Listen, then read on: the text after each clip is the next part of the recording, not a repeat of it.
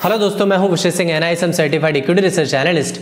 दोस्तों, हिस्ट्री यही कहती है जो लोग स्टॉक मार्केट के बुरे दिनों से दोस्ती करते हैं, मार्केट एक समय के बाद उन्हीं को सबसे ज्यादा पैसा बना करके देता है। अब हमने यहां पर मार्केट के बुरे दिनों की बात इसलिए की है क्योंकि पिछले कुछ 4 महीने से मार्केट हमें अच्छे खासे बुरे दिन दिखा रहा है, क्योंकि मार्केट अपने ऑल टाइम हाई से लगभग 12% तक करेक्ट हो चुका है। तो जैसा मैंने पहले कहा कि स्टॉक मार्केट के बुरे दिन शोक मनाने के लिए नहीं, बल्कि स्टॉक मार्केट में पैसा डालने का बिल्कुल सही समय होता है, क्योंकि यहां हर चीज डिस्काउंट पर मिल रही होती है। तो आज की वीडियो में हम जानेंगे उन ETF के बारे में जो अच्छे खासे हेवी डिस्काउंट में चल रहे हैं, जिनमें अगले 1 से 3 महीने के अंदर रिटर्न निकालने की प्रोबेबिलिटी सबसे ज्यादा बन रही है। अब इतने कम समय में ये रिटर्न निकालने की प्रोबेबिलिटी ज्यादा क्यों बन रही है, इसका रीजन मैं आपको वीडियो के लास्ट में जरूर बताऊंगा। तो विदाउट वेस्टिंग टाइम वीडियो को शुरू करते हैं, लेकिन शुरू करने से पहले मैं आपसे रिक्वेस्ट करूंगा, अगर आपको वीडियो वैल्यूएबल लगे और लगे मैंने आपकी टाइम की वैल्यू दी पाई है, तो प्लीज वीडियो को लाइक कर देना और चैनल को सब्सक्राइब कर देना, क्योंकि आपका एक सब्सक्राइब बटन हमें 10,000 सब्सक्राइबर के बहुत नजदीक ले जाता है। जैसा कि आपके उस स्क्रीन पर दिखाई दे रहा होगा, पहला ETF जिसमें अच्छा खासा डिस्काउंट चल रहा है और इसमें बाउंस बैक की प्रोबेबिलिटी बनी हुई है, उसका नाम है जूनियर बीज। जी हाँ, जूनियर बीज कौन सी कंपनी होती है? इंडिया की निफ्टी नेक्स्ट 50 कंपनी होती है। अब निफ्टी नेक्स्ट 50 कंपनी मतलब देखिए, जैसे कि निफ्टी 50 कंपनी होती है, जैसे जिसमें इंडिया की टॉप 50 कंपनी शामिल होती हैं। अगर उन टॉप 50 कंपनी में से अगर कोई भी अच्छा परफॉर्म नहीं करेगी, यानी कि वो टॉप 50 कंपनी के रहने लायक नहीं होगी, तो जूनियर बीज में से ही कंपनी जाएगी निफ्टी 50 में। यानी कि निफ्टी 50 के बाद 51 से लेकर 100 तक जितनी भी कंपनी होती हैं वो जूनियर बीज में कहलाती हैं, वो जूनियर बीज में शामिल होती हैं।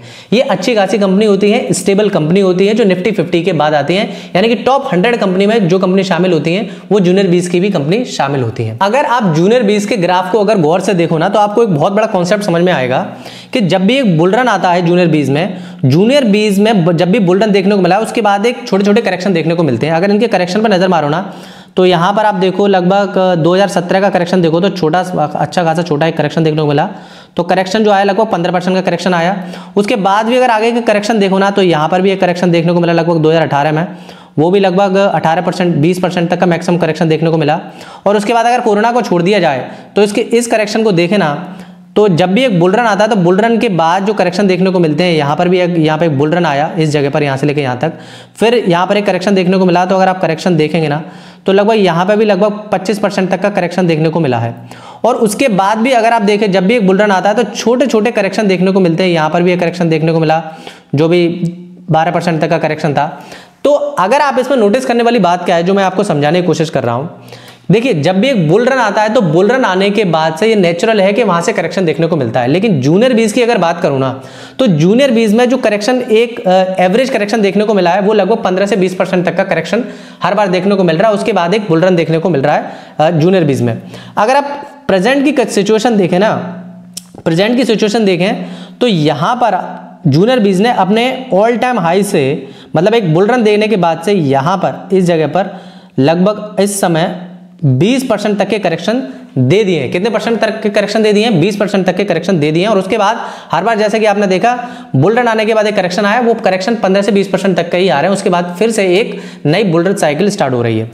तो यहां पर इस जगह पे मैं आपको कहूंगा एक फ्रेश एंट्री बनी हुई है इस जगह पर, इस पॉइंट पर आकर के जो भी पॉइंट बना हुआ है, और इस जोन में एक अच्छी एंट्री की प्रोबेबिलिटी बन रही है, क्योंकि निफ्टी जूनियर बीज ने अच्छा खासा करेक्शन दे दिया लगभग 20% का।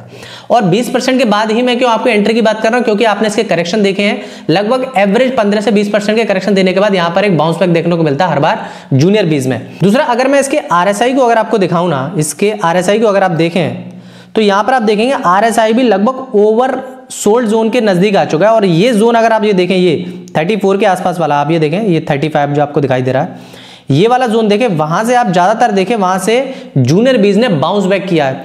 तो क्योंकि ये ओवर सोल्ड जोन के भी बिल्कुल नजदीक आ चुका है, तो यहां पर एक there is a high chance कि यहां से बाउंस बैक होने की प्रोबेबिलिटी भी जूनियर बीज में बन रही है। तो अब बड़ा सवाल आपके दिमाग में ये होगा कि सर अब मेरे पास जो भी पैसा है, क्या मैं इस ETF में एक बार में इन्वेस्टमेंट कर दूं? तो उसका आंसर है नहीं। वो मैं आपको वीडियो के लास्ट में बताऊंगा कि आप किस तरीके से इसमें इन्वेस्टमेंट कर सकते हैं। नेक्स्ट ETF जिसको मैंने कंसीडर किया उसका नाम है ऑटो बीज। अब ऑटो बीज क्या होता है? ऑटो बीज आपका पैसा ऑटो सेक्टर में इन्वेस्टमेंट करता है। अगर आप ऑटो बीज की एक क्वांटिटी जो कि अभी 226 रुपए की चल रही है, अगर आप इसको बाई करते हैं, विच मीन्स आप पूरे ऑटो इंडेक्स में आप अपना पैसा इन्वेस्टमेंट कर रहे हैं, विच मीन्स आप पूरे ऑटो सेक्टर में अपना पैसा इन्वेस्टमेंट कर रहे हैं। अब सबसे बड़ी बात क्या है, मैंने ऑटो सेक्टर को क्यों कंसीडर किया है, उससे पहले मैं आपको उसका ग्राफ दिखाना चाहता हूं। अगर आप करंट सिचुएशन देखें ना, तो ऑटो सेक्टर ने लगभग अपने ऑल टाइम हाई से, ऑटो 20 में अगर देखें ना तो अपने ऑल टाइम हाई से लगभग 20% का करेक्शन दे चुका है। कितने परसेंट का करेक्शन? 20% का करेक्शन दे चुका है इस बड़ी रैली के बाद। अब बड़ा सवाल यहां पर ये होगा कि सर 20% का करेक्शन दे चुका है तो क्या इसके बाद यहां पर बाउंस बैक होने की प्रोबेबिलिटी ज्यादा है? तो देखो इसका मैं आंसर क्या दूंगा आपको। देखिए इससे पहला जो सीजन निकल के गया है क्वार्टर का ऑटो सेक्टर का, वो काफी अच्छा निकल करके नहीं गया है क्योंकि वहां पर फेस्टिवल सीजन था। अब फेस्टिवल सीजन के रिजल्ट आएंगे और there is a very high chance कि जब भी फेस्टिवल सीजन के रिजल्ट आते हैं तो आप ऑटो सेक्टर में वहां पर अच्छी सेल्स देखने को मिलती है।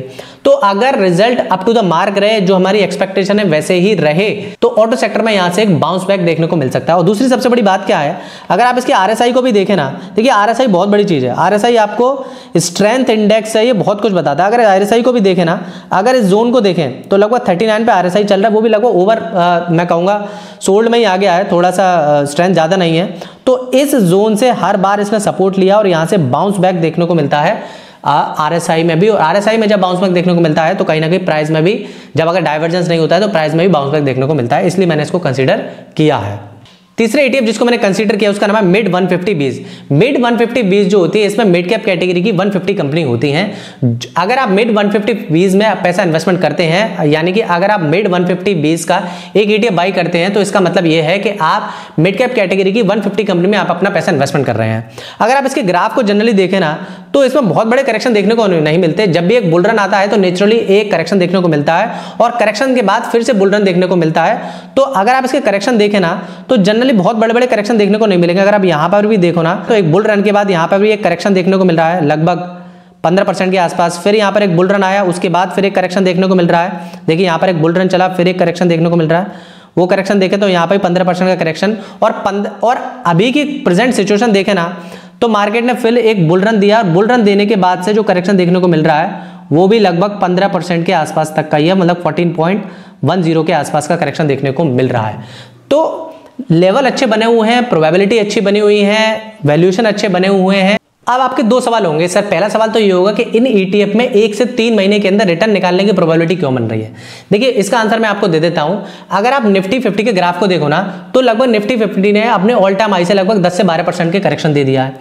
और ना जाने कितनी बार ऐसा हुआ है कि निफ्टी 50 जब भी एक बुल रन होता है, बुल रन के बाद 10 से 15% तक का एवरेज करेक्शन दे दिया और उसके बाद से दोबारा से बुल रन देखने को मिल जाता है। अगर ये करेक्शन नेचुरल करेक्शन है तो यहां से बुल रन की प्रोबेबिलिटी दोबारा से बन रही है। और दूसरी सबसे बड़ी बात, जब भी बुल रन आएगा तो क्योंकि इन ही ETF में सबसे ज्यादा करेक्शन देखने को मिला है तो इन्हीं ETF में बाउंस बैक की प्रोबेबिलिटी सबसे ज्यादा बनेगी क्योंकि सबसे ज्यादा हैवी डिस्काउंट में यही ETF चल रहे हैं। अब दूसरा सबसे बड़ा सवाल होगा, क्या सर इन ETF में एक बार में ही हम अपना पैसा इन्वेस्टमेंट कर दें? तो देखिए उसका आंसर ये है कि आपसे मैं ये कहूंगा, जो भी आपका इन्वेस्टमेंट अमाउंट है, जो भी आप कर सकते हैं उसको 3 हिस्सों में डिवाइड कीजिए। देखिए एक तो सबसे बड़ी बात यह है, क्या ये ETF यहां से नहीं गिर सकते? तो देखिए बिल्कुल गिर सकते हैं यहां से, लेकिन वैल्यूएशन अभी अच्छे बने हुए हैं जैसे मैंने बताया है।